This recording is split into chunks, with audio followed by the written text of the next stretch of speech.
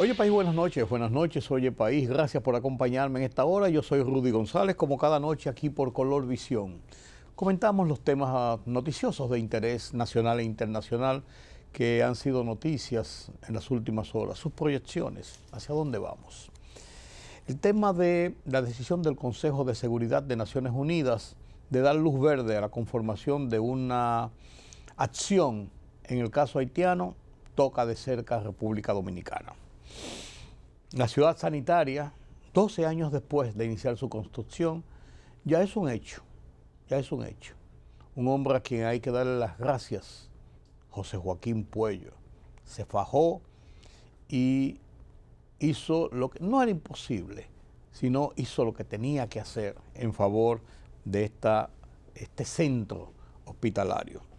El Banco Central ha bajado las tasas de interés monetario, de política monetaria, y de eso vamos a conversar con Carlos Cuello, su incidencia. ¿Qué significa esto para la economía? Ya en el último trimestre del año, que comenzamos precisamente en esta semana, ya entramos en el mes 10, en el mes de octubre, el último trimestre del año, octubre, noviembre y diciembre, los BRE. Y los BRE son épocas que le gustan mucho a Peluche, porque Peluche, al igual que mi amigo Sasá, decía que cuando entraban los BRE ya se acercaba la época de, ¿verdad? Fin de año, ¿verdad? Y entonces, ¿verdad? Buena época. El dinero, ¿verdad, Peluche? El dinero. Pero también lo otro, no me va con historias. Así es. La Cumbre de las Américas va conformándose y ya se ha emitido un comunicado de los invitados y de las excepciones, y provoca sus reacciones, como es lógico. El caso del video en la escuela que se firmó tiene sus aristas. El Ministerio de Educación ha tomado medidas, pero tiene aristas importantes en cuanto a lo que es la difusión en las redes sociales de este tipo de situaciones. Y el Código Laboral,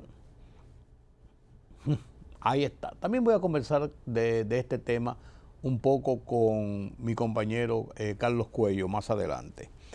Y hay un tema que no se puede dejar, y es cómo se va perfilando la situación en Israel, Gaza, después del anuncio de un eventual acuerdo de cese al fuego, un acuerdo de paz que lleve un poco de tranquilidad a esa región 2 años después de iniciarse la situación penosa que provocaron la gente de Hamas cuando atacaron grupos israelíes en algunos kibutz.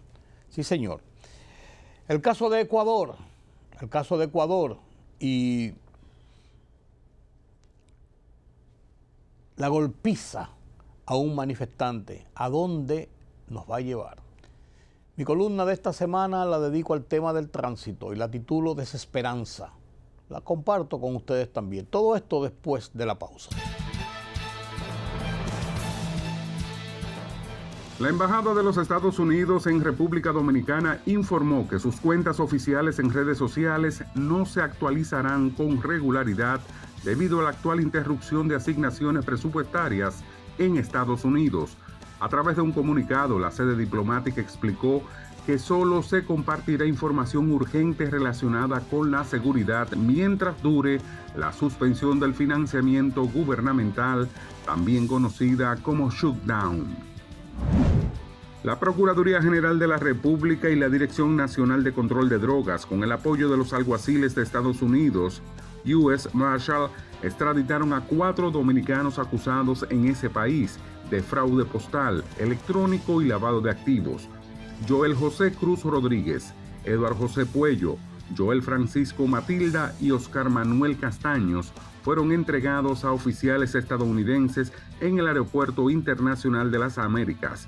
Estos oficiales los trasladaron en un vuelo comercial a Estados Unidos para que respondan a las acusaciones que pesan en su contra. Cuba rechazó su exclusión junto con Venezuela y Nicaragua de la 10ª Cumbre de las Américas que se celebrará en diciembre en Punta Cana, República Dominicana. y acusó a Estados Unidos de ser responsable de esa decisión impuesta al país anfitrión.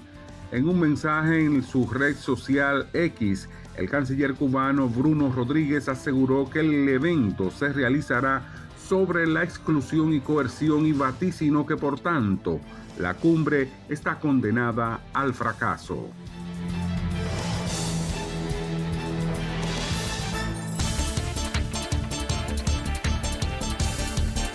Sumido en un cierre del gobierno, Estados Unidos se enfrenta a un nuevo ciclo de incertidumbre después de que el presidente Donald Trump y el Congreso no lograron llegar a un acuerdo para mantener en funcionamiento los programas y servicios gubernamentales antes de la fecha límite.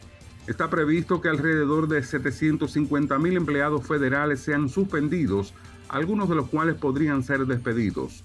Muchas oficinas cerrarán, quizás de forma permanente, mientras Trump promete hacer cosas que son irreversibles, que son malas, como represalia.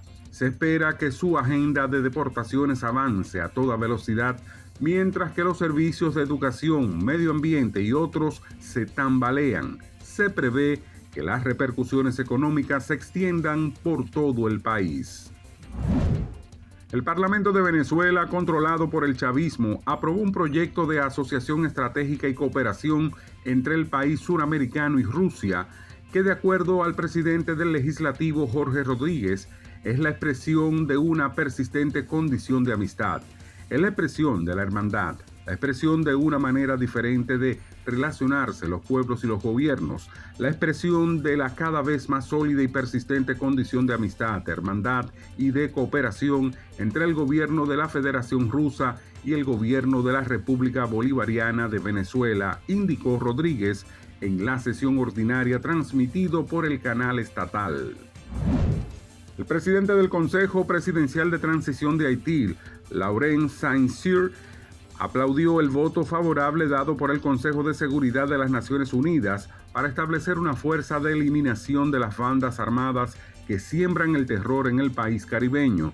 Saint-Cyr expresó su gratitud a los miembros del Consejo que han dado apoyo a esta iniciativa y en especial a los Estados Unidos y Panamá, los promotores de este plan, indicó la Cancillería haitiana en un comunicado. Política, economía, sociedad. Los temas del día a día los contamos con claridad y con precisión.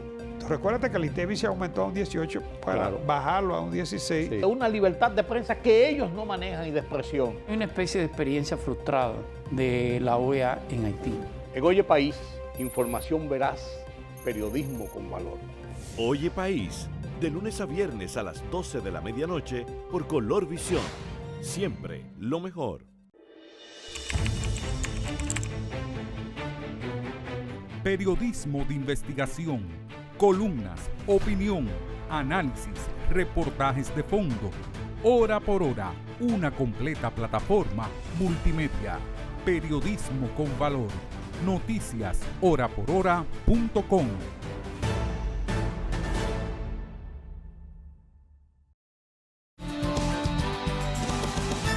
Gracias por continuar con nosotros aquí en Oye País.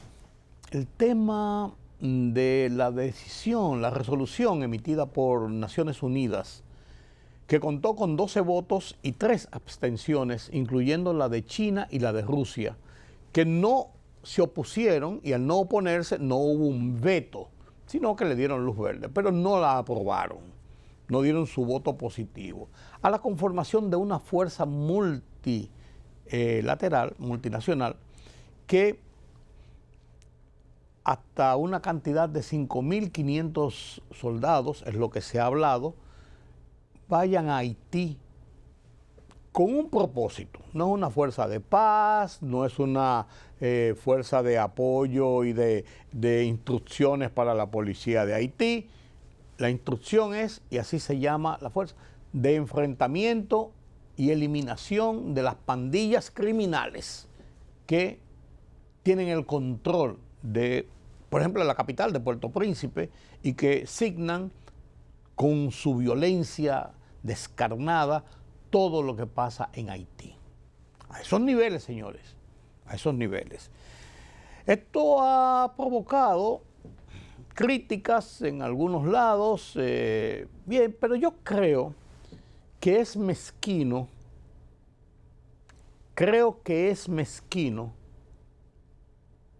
no darle a la República Dominicana como Estado y al presidente Luis Abinader en particular los esfuerzos que el país y el gobierno y el presidente ha estado haciendo y continúa haciendo en favor de lograr que la comunidad internacional mire hacia la crisis de Haití por la repercusión que esa crisis tiene sobre la situación de República Dominicana. Es mezquino decirlo. El presidente emitió un una declaración agradeciendo esta visión de la comunidad internacional. Me complace informar al país que en la tarde de hoy, el Consejo de Seguridad de las Naciones Unidas finalmente escuchó el reclamo que venimos realizando desde hace tiempo, dada la ineficacia de la actual misión internacional de apoyo a la policía haitiana, y aprobó una nueva resolución, creando otra fuerza apropiadamente llamada Fuerza de Supresión de Pandillas, con un contingente de 5.500 efectivos. La resolución, además, otorga un mandato amplio y sólido a dicha fuerza y coloca en manos de los expertos de las Naciones Unidas los aspectos logísticos y operativos que serán financiados del presupuesto de la ONU, otorgando mayor estabilidad y efectividad a dicha operación. Trabajaremos por una acelerada transición a la nueva MSS, a la nueva Fuerza de Supresión de Pandillas en Haití, y en ese sentido le daremos estrecho seguimiento a dicho proceso. Deseamos reconocer también a los 3 expresidentes Leonel Fernández, Hipólito Mejía y Danilo Medina, quienes firmaron conjuntamente con quien les habla una carta dirigida a los 15 presidentes de los países que integran el Consejo de Seguridad de las Naciones Unidas. Finalmente, agradecemos a todos los miembros del Consejo de Seguridad por la adopción de esta resolución y en particular a Estados Unidos y Panamá, países que lideran el tema de Haití en ese consejo. Muy buenas noches a todo el pueblo dominicano. Y digo que es mezquino porque no podemos manejar este tema como un tema político. Incluso si lo manejamos como un tema político, tanto los 2 líderes de la oposición, Danilo Medina por un lado y Leonel Fernández por otro, han apoyado la posición de República Dominicana, y así lo reconoció el presidente Luis Abinader en ese corto hecho público. Porque es una decisión, una situación de Estado. Y las fuerzas políticas de la oposición firmaron incluso una carta dirigida a cada uno de los embajadores del Consejo de Seguridad de Naciones Unidas hace ya varias semanas en ese sentido, para mostrar el apoyo unitario del Estado dominicano, de la sociedad dominicana, sobre el pedimento de que la comunidad internacional mire hacia Haití. ¿Qué va a pasar en el interín de que se conforme esta fuerza? Se habla de aquí a final de año, faltan 2 meses, liderada por Estados Unidos. ¿Qué va a pasar? ¿Cómo será lo que va a pasar allí? Yo no sé. En este interín, ¿cómo van a reaccionar las bandas que saben que van arriba de ellos? Porque el tema es sofocar esta situación de forma definitiva. Los soldados kenianos no cumplieron el cometido, no pudieron enfrentar las bandas con éxito. Y en las últimas semanas, en el último, se han replegado y prácticamente se han dedicado a cuidar, a custodiar, a brindar seguridad a oficinas públicas, algunos funcionarios, algunas legaciones internacionales, pero ya no están en el campo de batalla, en el día a día frente a las bandas. Esa es la realidad. Ahora, tenemos República Dominicana que tener previsto, y yo entiendo que está previsto, que ante esta ofensiva que se espera sobre las bandas, haya un blindaje cerrado hacia República Dominicana, porque puede provocarse una de dos, o las dos.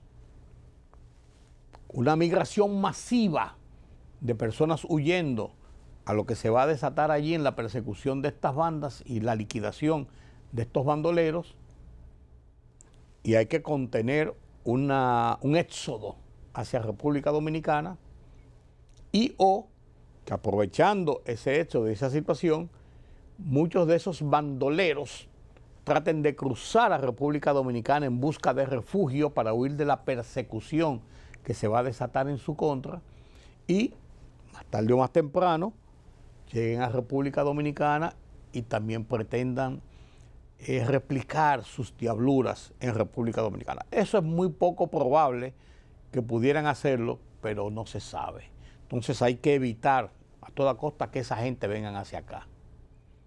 O por lo menos que vengan a buscar refugio, cuando lo que hay que hacer es exterminarlos. No estoy hablando de matarlos, exterminarlos, liquidarlos, quitarle el poder que han desarrollado a lo largo de los últimos tiempos en Haití, que han sumido ese país, además de todos los problemas institucionales, económico, social, político que tiene, además de un estado de violencia incontrolable, de seguridad pública incontrolable. Vamos a ver qué pasa, pero qué bueno que se ha dado esto. Enhorabuena, la inauguración 12 años después, pero inaugurado, la plaza en la ciudad sanitaria. Son 5 hospitales,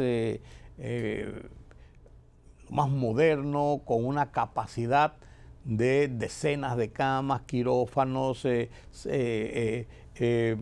imágenes, laboratorios, consultas, especializaciones en sentido general al más alto nivel, lo más moderno.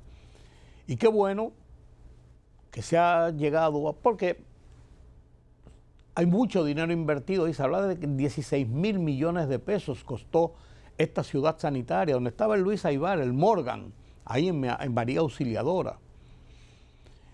Y se ha hecho un complejo, incluso poco terreno para lo que se ha hecho, pero bien aprovechado y bien diseñado, bien preparado. Y se comenzó hace ya muchos años y finalmente se terminó y se entregó. Y hay que reconocer en todo lo que vale el gran esfuerzo, la pasión, la dedicación, la decisión de un hombre como el doctor José Joaquín Puello, quien ha llevado a feliz término el que esta obra se haya concluido y que ya en las próximas semanas y los próximos meses comienza a ser puesta a disposición de la gente, de la búsqueda de salud de la gente. Qué bueno, enhorabuena y las felicitaciones nuestras de la sociedad le debe una más al doctor José Joaquín Puello, 85 años de edad, y está con ese ánimo, con ese espíritu, con ese trabajo cotidiano incansable, ofreciendo consultas, haciendo operaciones, dirigiendo en la parte burocrática, todo un complejo como este que se llama Ciudad Sanitaria. Enhorabuena, enhorabuena. Miren, la Cumbre de las Américas se celebra del 4 y el 5 de diciembre en República Dominicana. Y las invitaciones ya se han entregado, incluso con la presencia del presidente Luis Abinader en la cumbre de la Asamblea General de Naciones Unidas la semana antes pasada. Se dice que se aprovechó también para hacer algunos contactos, incluso con el propio presidente Donald Trump, para garantizar y ratificar su participación en República Dominicana. La Cumbre de las Américas es una iniciativa del gobierno de los Estados Unidos como Estado. Y se ha realizado en varios países y es una agenda de colaboración y de consolidación de las relaciones entre Estados Unidos y América Latina y Estados Unidos. En la última cumbre celebrada en Los Ángeles, bajo el mandato del presidente Joe Biden, se dio una situación de un fo que le hicieron varios países por el tema de algunas exclusiones. En esto priman dos cosas. República Dominicana es el país anfitrión y el país anfitrión tiene la calidad de invitar a quien quiera a su casa. Usted dirá, bueno, pues es una cumbre internacional y hay que traer a todo el mundo. Bueno, pues la República Dominicana tiene sus parámetros. Uno. Y dos, hay que entender que es una cumbre cuyos auspicios y cuyo marco de referencia son los Estados Unidos, que la propuso, que la ha liderado y que la ha promocionado al paso de los tiempos. Pues la República Dominicana repartió sus invitaciones, hizo 3 exclusiones, tres países que no va a invitar. Y explica en un comunicado muy claramente por qué nos invitan esos países. Lo primero es que los 3 países no forman parte del organismo regional principal que agrupa las Américas, que es la Organización de Estados Americanos, la OEA, en cuyo marco se realiza precisamente esta cumbre de las Américas. O sea, es un punto de referencia, un punto de inflexión, un punto de estructura de la organización, de las prioridades y de las necesidades de concertar dentro de los países de América. Organización de Estados Americanos. Venezuela, Nicaragua y Cuba no pertenecen a la OEA. Punto número 1. Punto número 2, en cuanto a las relaciones personales, individuales, país de República Dominicana con todos los países y con estos países, 3 países en especial. En el comunicado se expresa claramente, con Cuba tenemos relaciones cordiales, pero Cuba no pertenece a la OEA, no lo invitamos. Nicaragua son relaciones. Ni fu ni fa. Con el gobierno de Ortega ya usted sabe. Y con Venezuela no tenemos relaciones porque unilateralmente Venezuela rompió sus relaciones con República Dominicana a propósito de la posición de República Dominicana de no reconocer la validez de las elecciones en que Maduro continúa en el poder. Y Venezuela reaccionó y simplemente dijo que no. Entonces, Venezuela, Nicaragua y Cuba no están invitados a la cumbre de las Américas, pura y simplemente. La República Dominicana tiene que garantizar el mayor marco de participación, de comodidad en esta cumbre. Y estos 3 países que no pertenecen a la OEA, que tienen políticas contrarias a muchos de los planteamientos de discusión, incluyendo del mentor y propulsor de estas cumbres de las Américas, que son los Estados Unidos, era echarle un jabón al sancocho, como se dice. Creo que es una buena decisión del gobierno de República Dominicana quien hace las invitaciones. El Código Laboral se está discutiendo. El Código Laboral se está discutiendo. Ya se aprobó en primera lectura sin el tema de la cesantía. Ya esto es un hecho. Y vamos a ver cómo continúa en el mismo Senado, en la Cámara de Diputados y cómo vienen las reacciones posteriores. Pero hay que sacar ya un código nuevo, un código moderno. Tiene que ser reformado. Este código que tiene 33 años, que es viejo. Y las relaciones obrero-patronales, los sistemas de trabajo, las compensaciones, todo esto ha ido cambiando con el tiempo y tiene que ser reformado. Ojalá que esto sea así. Esta semana dedico mi columna, Oye País, al tema del tránsito en República Dominicana. Y transmito quejas de una generalidad de la sociedad por este caos y este desorden en que se ha convertido y que cada vez parece avanzar más. Y es el tránsito vehicular, motores incluidos. Lo llamo desesperanza. Mi columna la comparto con ustedes a continuación.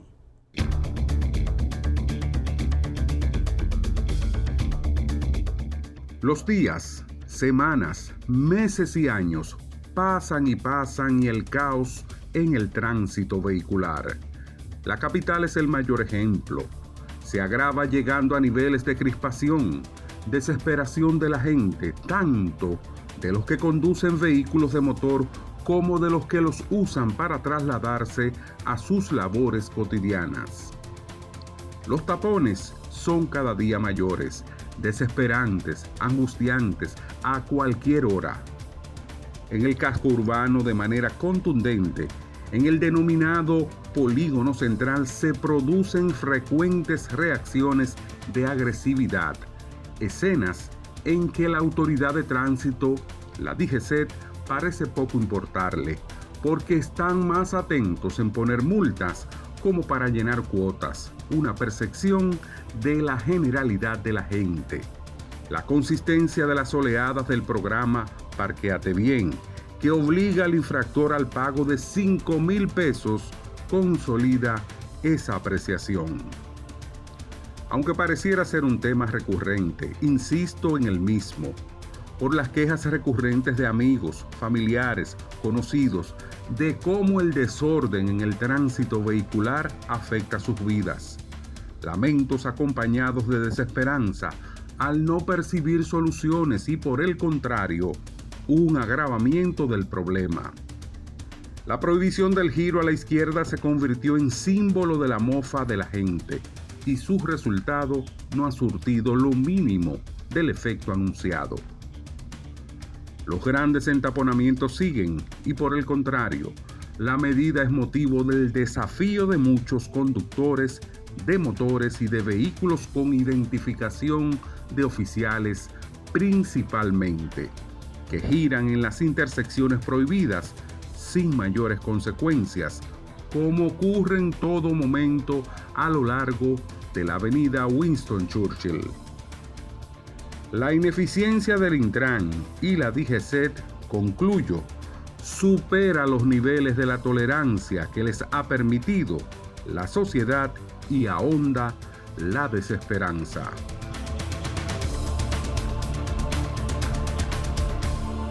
La libertad solo reside en los estados en los que el pueblo tiene el poder absoluto. Por el respeto a los valores democráticos y la dignidad del pueblo dominicano, El Rumbo de la Tarde, plural, objetivo, comprometido siempre con la verdad. Con Georgie Rodríguez, Rudy González y Ramón Colombo. Los poderosos ya están en el aire.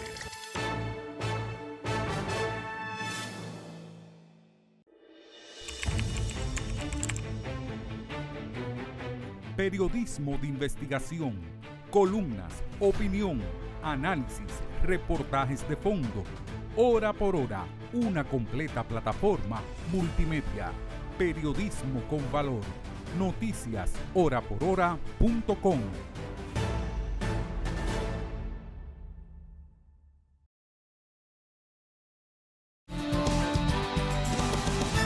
Gracias por continuar con nosotros aquí en Oye País. Qué bueno que nos acompañan para analizar los temas de la economía, de la política económica del país, del resto del mundo. Como cada semana, nuestro analista de política económica, Carlos Cuello. Buenas noches, Carlos. Buenas noches, don Rudy. El Banco Central acaba de emitir la resolución de Junta Monetaria reduciendo la tasa de política monetaria después de muchos meses esperando. Primera vez este año. Sí, y todo sujeto prácticamente a lo que pasara con la misma parte de la Reserva Federal en los Estados Unidos. ¿Qué implicación tiene esto? ¿Qué significa esto para la economía? Ya que abordamos precisamente el último trimestre del año. Exacto, al finalizar el mes de septiembre, el Banco Central, como es natural, al finalizar cada mes, revisa su tasa de política monetaria para determinar si la va a subir en el marco, digamos, de una política monetaria restrictiva o en el marco de una política monetaria más flexible, ¿no?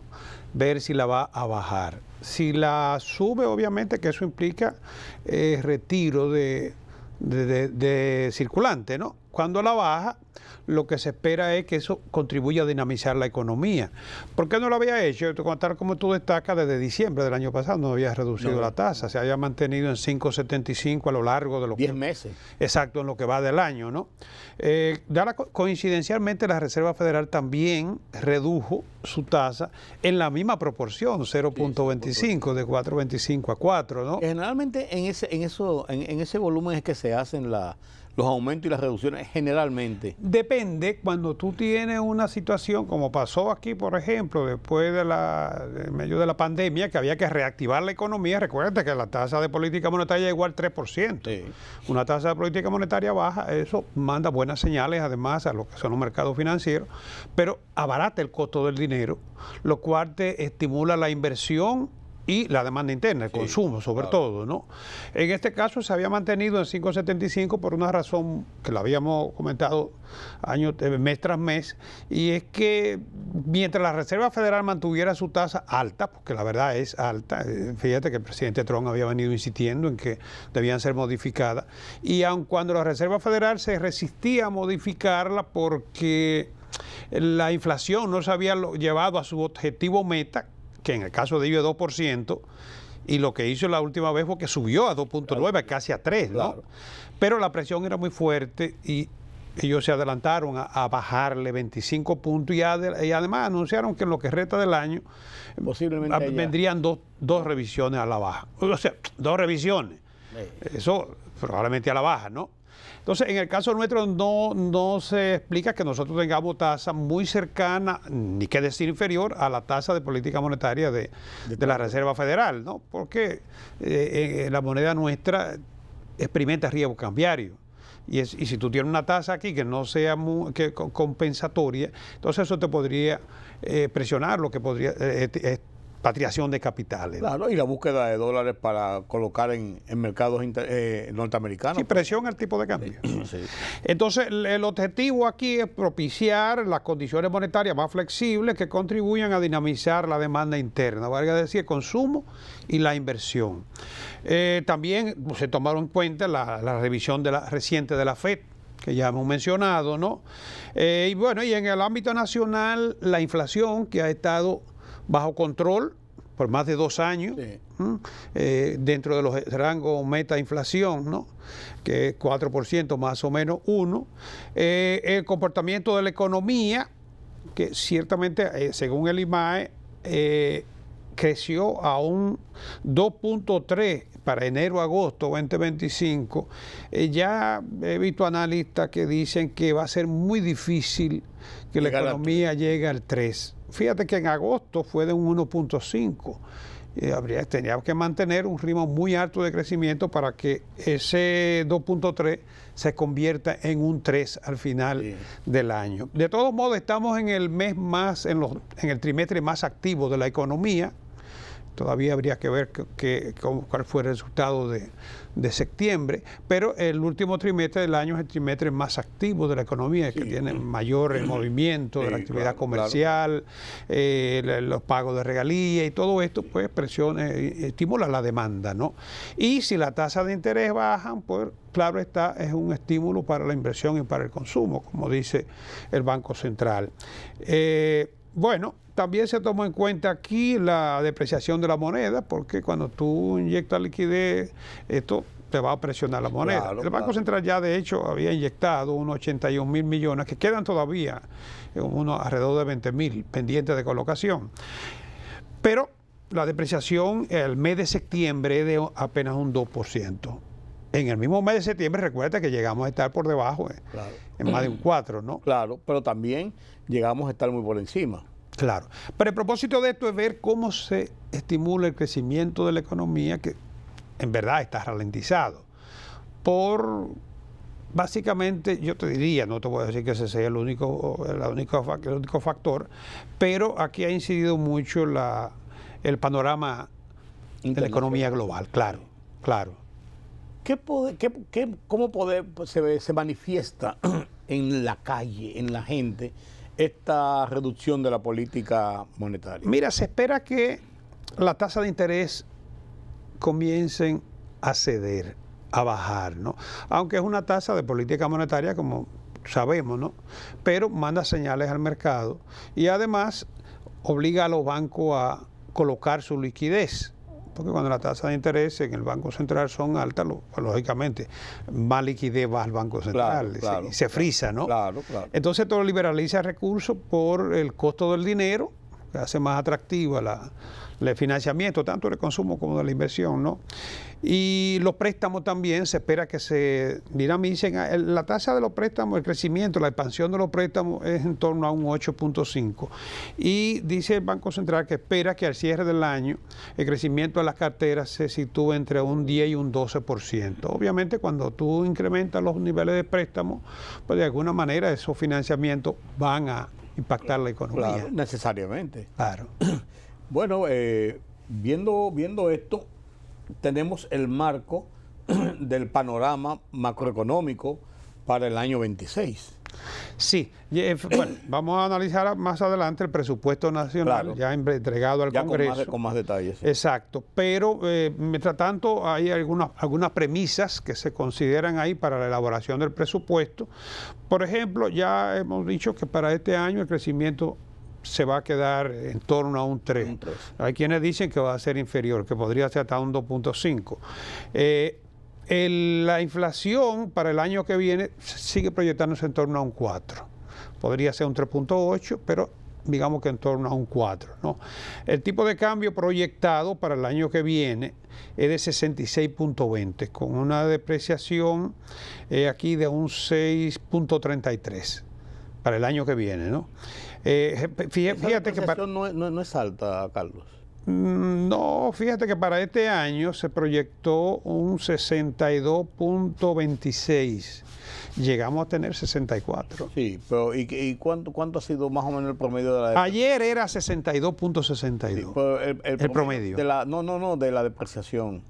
La depreciación para este año se estima que va a ser alrededor de un 4. De un 4. Para el año que viene se está estimando más alta, la depreciación del tipo de cambio. Sí.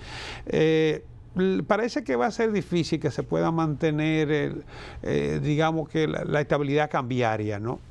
Aparte de que hay estudios que indican que un deslizamiento moderado incentivaría, estimularía lo que son los sectores generadores de divisas, sobre todo el turismo, la zona franca, las exportaciones, las remesas. Exacto. De todos modos, es como un balance. Sí. El petróleo, a mí me extrañó aquí que lo veo en 47.80 en lo que son las proyecciones del presupuesto. El año pasado fue 62.62 y esa es la media que lleva, por debajo de los 65, ¿no?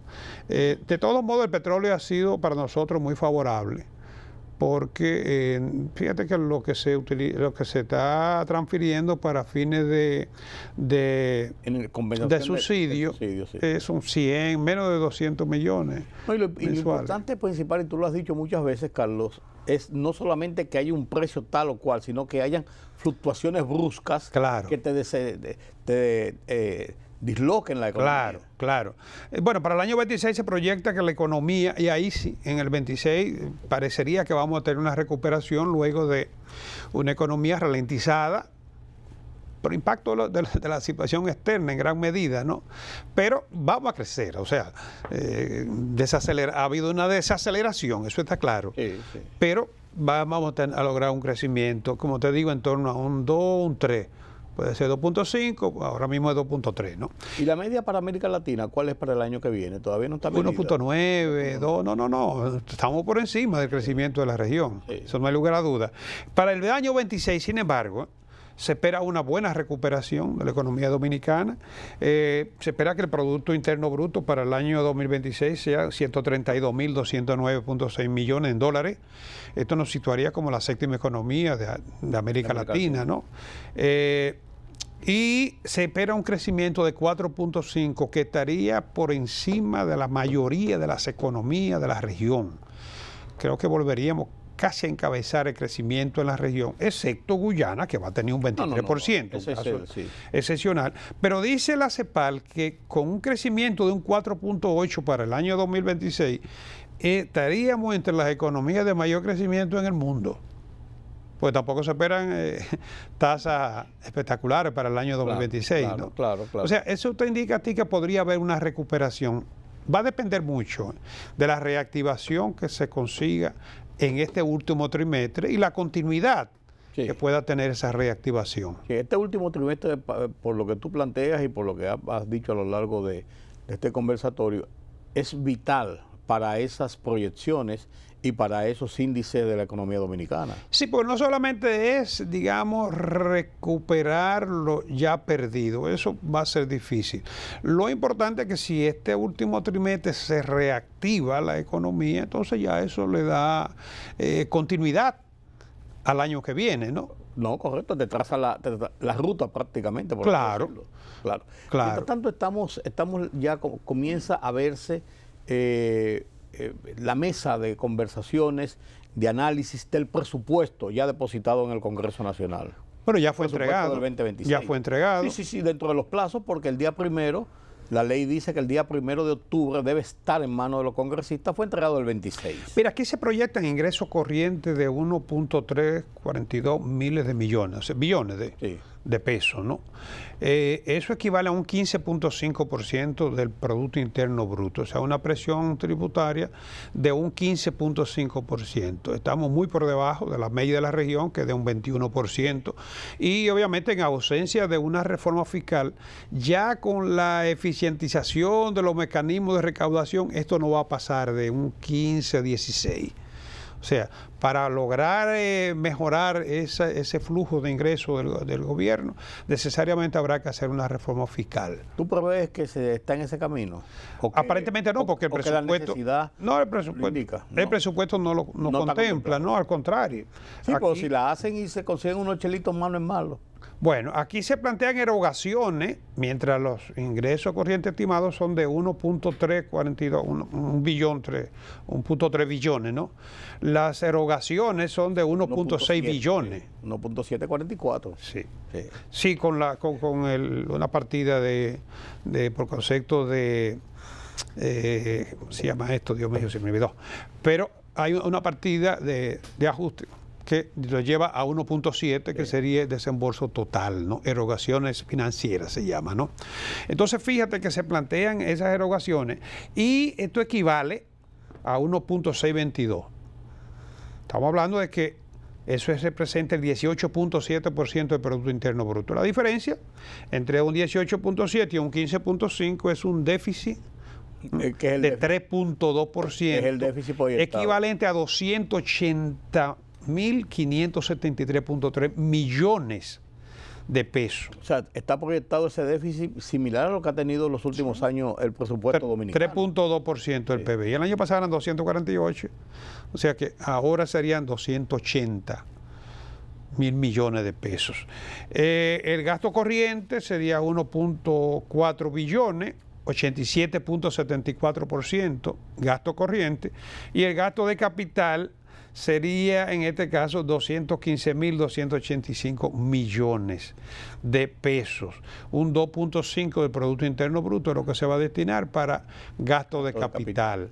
Y esto representaría el 13.26% del total del presupuesto. O sea, más o menos similar al de este año. Sí, que fue más o menos un 13%. Claro. Y un 87% más o menos de los gastos corrientes. Que es inferior a lo que hay que financiar. Sí, no, claro. Eso te iba a decir. El tema está en que en el equilibrio de esas partidas está lo que nos cuesta el pago de los intereses de la deuda. O sea, prácticamente todo el gasto de inversión hay que financiarlo. Sí, hay que financiarlo. Porque tendríamos que buscar financiamiento para el déficit, que son 280.5 mil millones, y el gasto de capital es 215.2 mil millones. De bonos soberanos para el exterior, préstamos internacionales. Sí, deuda interna, deuda externa, los mismos recursos que se han utilizado antes.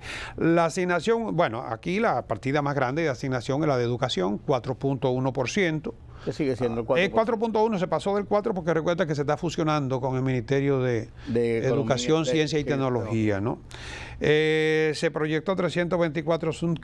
Y esta otra partida, la segunda partida más grande. Salud. 320, no, debería ser 324.257 millones intereses de la deuda. Bueno, intereses de la deuda. Intereses de la deuda que son 25.770 millones más que el año pasado. Obviamente si la deuda se incrementa, los intereses tienen que incrementarse, ¿no? Tienen que subir. Bueno, eso así a ojo de pájaro es lo que se proyecta para el presupuesto, que yo no creo que tenga mayor dificultad en ser aprobado por el Congreso. Parece que está bien ajustado según lo que dijeron los analistas que lo vieron en principio, que está ajustado a la realidad y muy similar en términos proporcionales a lo que es el presupuesto de este año. Menos de un 5%. Y además, recuérdate que este fue reformulado, ¿no? Pero de todo modo, los gastos de intereses se siguen llevando más del 23% de los ingresos corrientes. Así es.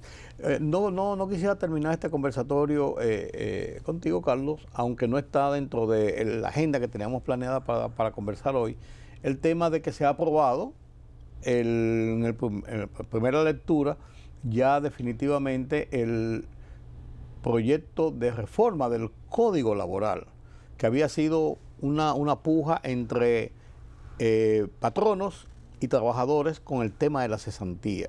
El Congreso no acogió las peticiones del empresariado y se sigue con el proyecto como mismo estaba en el tema de la cesantía, de no tocarlo y que siga dentro del parámetro. ¿Tú perfilas que esto podría ser un escollo para primero, el incremento del trabajo, de puestos de trabajo, 1, y 2, para el estado de las relaciones obreros patronales? Mira, un código laboral que no toma en cuenta lo que son en este caso, las sugerencias, los planteamientos de los sectores involucrados. Que son dos. Claro, claro. No hay mucho que buscar. Sector patronal, sector laboral y obviamente el gobierno. ¿No? Que no puede inclinar la balanza para ninguno de los dos lados. El gobierno sirve como... Tiene que ser neutral. Como el tercero imparcial, como los jueces. Claro. Pero sí yo he visto posiciones muy firmes de parte y parte, pero más debo reconocer del lado de los sindicalistas, ¿no? Y no radicales, ellos no han cedido en nada. No, cualquier aprobación del Código Laboral. Primero, todavía queda la instancia del Tribunal Constitucional, ¿no? No sé si la posibilidad de veto, pero cualquier código laboral que no tome en cuenta la característica del mercado de trabajo, en lugar de favorecer al trabajador, podría convertirse en un escollo. Por eso mi pregunta. Y además, este tipo de leyes, de códigos, la base principal de ellos es que esté sobre la base de acuerdos. Claro. De concertación. Claro. De llegar a posiciones flexibles. Porque si surge dentro de una rebatiña de posiciones radicales, no es un buen augurio. No. Y fíjate, se ha planteado mucho esto, que si la cesantía, que si el seguro de desempleo, hay que destacar... Se han planteado varias alternativas. Pero hay que destacar que cuando se aprobó ese código en el 92, no teníamos una ley de la seguridad social como la que teníamos ahora, que tiene acumulación para retiro. Sí. Antes no teníamos esa ley. No. Ahora la cesantía era la base. Por eso, y las empresas tienen que contribuir con un aporte que es el más significativo para lo que es la seguridad social. Entonces la cesantía se ha mantenido y aparentemente los sindicatos dicen que eso es inamovible, que eso no es innegociable, ¿no? Sí. Y el sector patronal ha tratado de buscarle algún derrotero, pero no ha habido posibilidad. Lo que yo sí pienso es que no debe mantenerse más tiempo el código ya lleva más de 12 años, ahorita cumplirá 15 años en proceso de revisión, y ni una cosa ni la otra. Sí. Cuando hay muchos otros aspectos de lo que son los derechos laborales que deben ser actualizados. Incluyendo, por ejemplo, tan sencillo como el aceleramiento de lo que se veía venir paulatinamente, que era el trabajo en las casas. Claro. El trabajo por internet. Claro. La pandemia lo aceleró. Claro. Pero hay una serie de parámetros en cuanto a las relaciones obrero-patronal que van cambiando con los tiempos. Sí, y también consideraciones de determinado tipo de trabajo, como el del servicio doméstico, por ejemplo. Claro, claro. Y reforzando los trabajos en el sector turístico, También. que es un renglón importante. Claro. O sea, hay una serie de cosas que van cambiando con los tiempos. Claro. A lo largo de este siglo son muchos los cambios que se han introducido en materia laboral, Sí. incluyendo la ley de la seguridad social. Eso, incluyendo eso, incluso la inyección del gobierno en el seguro, en la garantía del seguro de salud en el caso de SENASA. Una gran cuota de trabajadores que no tenían acceso y que van liberados por ahí, por esa parte. O sea, hay una serie de cambios importantes. Claro. De cambios importantes. Ojalá que tengamos un código de trabajo y que no sea rechazado por ninguno de los sectores, o que sencillamente vaya al Tribunal Constitucional a dormir el sueño eterno. No, y que se acomode a la realidad. Que se acomode a la realidad, para no decir porque esto no es de imponer posiciones y fuerzas, sino de llegar a acuerdos, consensuar posiciones en favor del trabajo. Sí, que no se convierta en una retranca para el mercado laboral. Definitivamente. Gracias, Carlos, por tus comentarios comenzando este nuevo mes. Así es. Tus comentarios el mes 10. Carlos Cuello ha analizado las perspectivas de este último trimestre, la actualidad y las proyecciones para el 2026 ya se van haciendo ya más claras al haber pasado 2/3 partes, 3/4 partes del año.